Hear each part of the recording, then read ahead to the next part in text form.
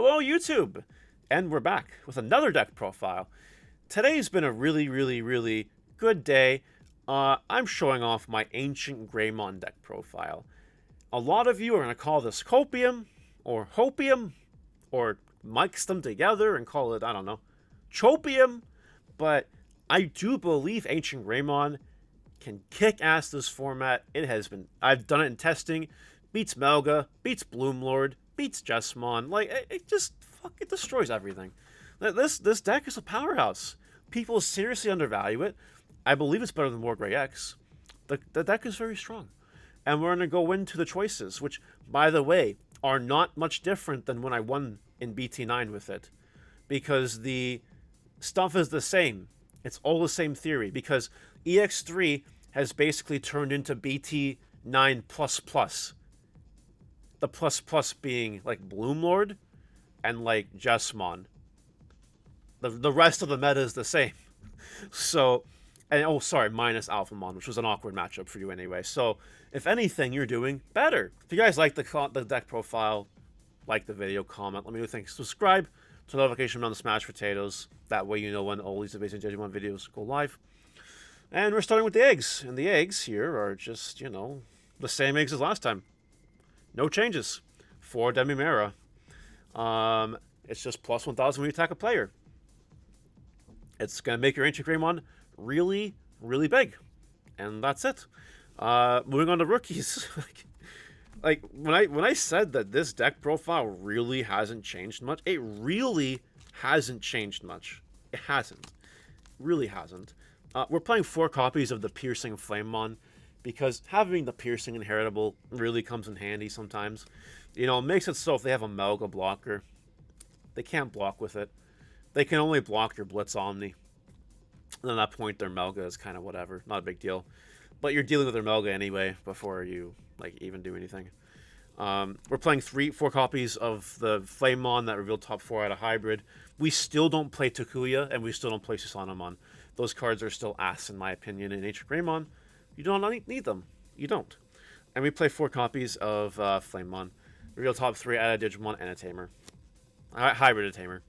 Yeah, just a 12 rookies still. Nothing's changed. You want all hybrids because AncientGreymon benefits off of having hybrids. So there's no room for anything else in this deck, to be honest. When BT12 comes out, we get another Flamemon. Then you're going to play more Flamemons, but you're not going to play any rookies besides these 12. These are the 12 you need to have. That's really it. No Bokumon again. I've never found Bokumon super useful in this iteration of the deck. When it came out in BT7, like, okay, sure, but now, no. Not necessary. It's not a hybrid deck, per se.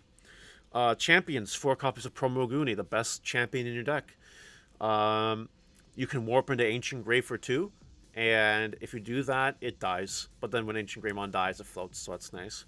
And if you just evolve all the way up, your AncientGreymon costs 3 instead of 5. That's really fucking strong, so why wouldn't you do that? We're playing 4 copies of Burning Greymon. 4 copies of Burning Greymon because it evolves onto a hybrid for 1. It allows your AncientGreymon to get that 5th security check. And not many decks are healing past that anyway. Unless you're playing against Magna, Armor Rush, or whatever, then it's kind of awkward. Or like Security Control, but Security Control is free. So, 4 Burning Grey.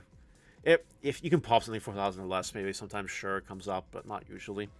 And then 2 copies of regular Old Unimon for the 9th and 10th champions. Again, everything is a hybrid.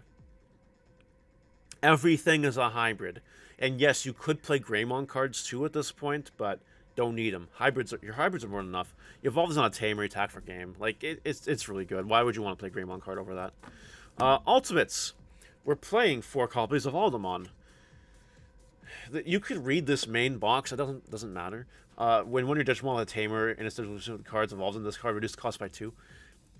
Rarely comes up. Rarely comes up. And then when Digivolving, if it has a hybrid, it gets plus 4,000 for the turn. It's a 12,000 body. If you need to do that, it's strong. That's fine. The inheritable, though, is where like this card shines. Like, that's all you need this card for. It's Delicate Plan.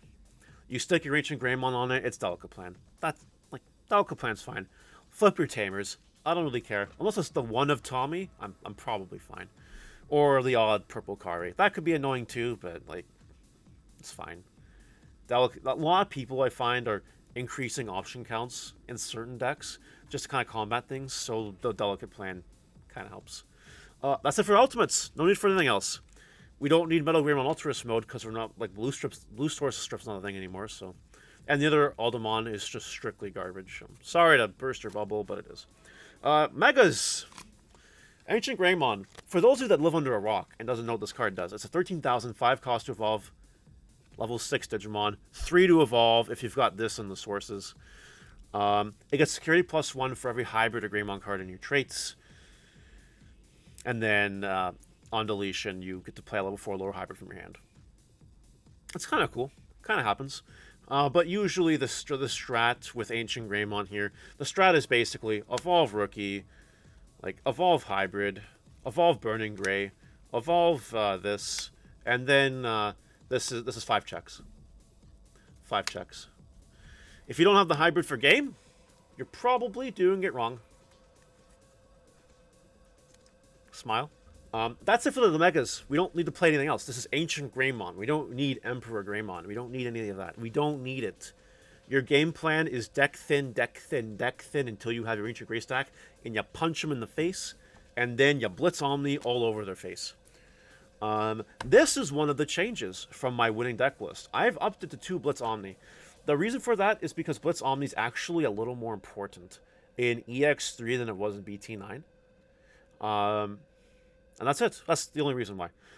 The meta is a little bit faster. And while Lightning Joust was a cool trick at multiple copies, you really need to end the game slightly faster instead of getting cute. And Blitz Omni allows you to do that. Often enough, you're getting the 5 security anyway damage, and Lightning Joust was kind of extra or there for the DP boost if you didn't have Hero or something. But you really need to be a little bit faster. So the 2 Blitz Omni, I think, is necessary now. I don't think you play less than 2. That's my opinion. You can try it if you want. This was one of the changes I even thought about making back in BT9, but I never did. I thought it was fine without it, and it was. But like now, I think you need it. I think you do. That's it for the Digimon. Options! Sorry, Tamers. 3 Hero. It's still the only Tamer you need. It's your Memory Tamer that gives you plus 2,000. This, with Ancient Grey and the Demimera egg, it's a 16,000 Ancient Greymon. It only loses to Omnimon X Antibody, Imperial Fighter Mode, and Alphamon or Yukon. Everything else is free. But it is really important. You need this more than the Marcus memory gain, and you need this more than the extra security from the tie, because you're getting the tie. And that's really it. And then I'm still playing 2 copies of Analog Youth, because the Warp Aguni into Ancient Grey combo still comes up from time to time, and if you have Analog Youth, the combo is, you Aguni evolve the Ancient Grey for 2, it passes the opponent over to 1, you do the damage, the Ancient Greymon dies, but then you trigger Analog Youth and you keep it your turn. It's cool. You still have to do that sometimes, so we still play the 2 Analog Youth because of it. Besides that, the on-play, add a card to your hand build too is kind of whatever. It's cool. Extra consistency. Why not? Options. 4 copies of Red Memory Boost, in my opinion, is mandatory still. You need to deck thin. This deck does nothing if you do not have your full stack. You need your Digimon. So Red Memory Boost gets it to you. It also gives you extra memory, so that like maybe you can Ancient Grey and then Hybrid for game, not necessarily Blitz Omni for game. The 2 memory definitely shines in this deck. Much like BT9, we're actually still on 4 Crimson Blaze. I've said it before like 10 million times, so what's 10 million and 1? I think this card, this format, is absolutely broken. Like, top 3 cards this format. Bloomlord, free matchup. Jesmon, free matchup. Anything that plays Digimon is a free matchup. And anything that goes wide on your ass, free matchup. That's what this card does. Prevents your opponent from playing cards by card effects, and it gets cheaper for every Digimon they have. And it pops, I think, 6,000 or less. Like, if you're playing me against this deck with a deck that plays by card effects, I feel sorry for you. You lose every time. Every time you lose. And God forbid you hit one in security, you're fucking dead. You're dead. There's nothing else you can do. And to top off the removal, just like in BT9, because it is BT9++ format, 4 Gaia Force is definitely still mandatory. You need to be able to pop Melgas, Venusmons, which by the way also didn't exist in BT9, and any annoying big stack that could be causing you problems. You need 4 Gaia Force. It is super mandatory, in my opinion, and you want security bombs. Like eight removal cards with security, odds are you'll get 1 in there. Maybe 2 if you're lucky. So, I think this is mandatory. The last option is the 1 Lightning Joust. We still play the 1. And the 1 is kind of necessary because if you are playing against like an Omnion Executive deck or something, you might want to have the Joust plus the Hero plus the Demimera for 18k. That way it is impossible for you to die in security to a Digimon check. The extra security does come up sometimes if you really don't find that like Burning Gray or that 5th card for your security check. The 1 of it is still okay. You can cut it, though, for something else if you really want to. It's not a big deal. Like, maybe a 3rd Aguni or something, or whatever. That's it for Ancient Grey. That's it. Like, you guys have been asking for this deck profile for a long time, and I'm not going to go old Triff, like, oh, Ancient Grey, best deck, let's go. You know, I'm not going to do that. But Ancient Grey is still a powerhouse. I stood by this deck in BT9 format, and I will still stand by this deck in BT9++ format, which is where we are right now. Let me know what you think in the comment section below, and have a nice day. Goodbye.